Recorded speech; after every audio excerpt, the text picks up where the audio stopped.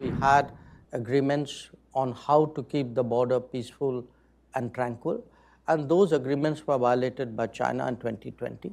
Until those forward deployments are addressed, the tensions would continue. If the tensions continue, it casts a natural shadow over the rest of the relationship. So our relationship hasn't been great for the last 4 years.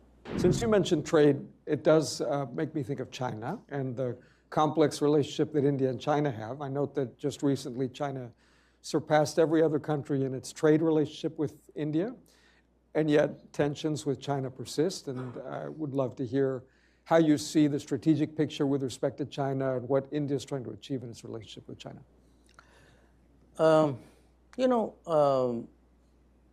When it comes to trade, correct me if I'm wrong, I think China accounts for globally about 32% of global manufacturing. I think that would be the right number. And a lot of that has happened because over multiple decades, the international business, which is primarily Western-led, has chosen to collaborate with China for mutual benefit. So today, for any country, if you are into any kind of consumption or even into any kind of manufacturing, sourcing out of China is something which is inevitable. Because if you are consuming, if you are not manufacturing and consuming, that's probably where you get a lot of things the cheapest. And even if you are manufacturing, a lot of your components and your semi-processed materials, come out of there.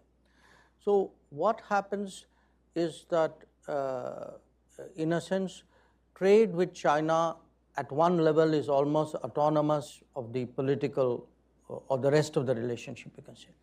So I don't think it's just a question of numbers. You also need to look at what is it which you are trading, because there would be countries who would be more sensitive to their exposure. There would be countries who wouldn't care.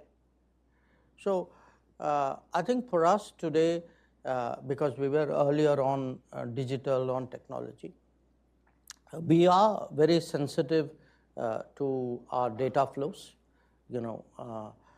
It's often, to me, a little perplexing that people debate so deeply how the data must be secured at home, but are less concerned about what happens when the data leaves your borders.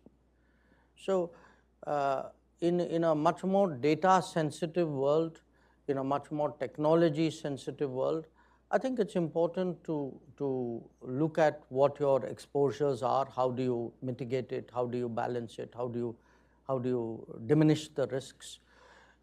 Separately from that, in terms of our own relationship with China, I think it's a long story, but the short version is that we had agreements on how to keep the border peaceful and tranquil, and those agreements were violated by China in 2020. And because we have forward deployments of our militaries, there are resulting tensions. And until those forward deployments are addressed, the tensions would continue. If the tensions continue, it casts a natural shadow over the rest of the relationship. So our relationship hasn't been great for the last 4 years.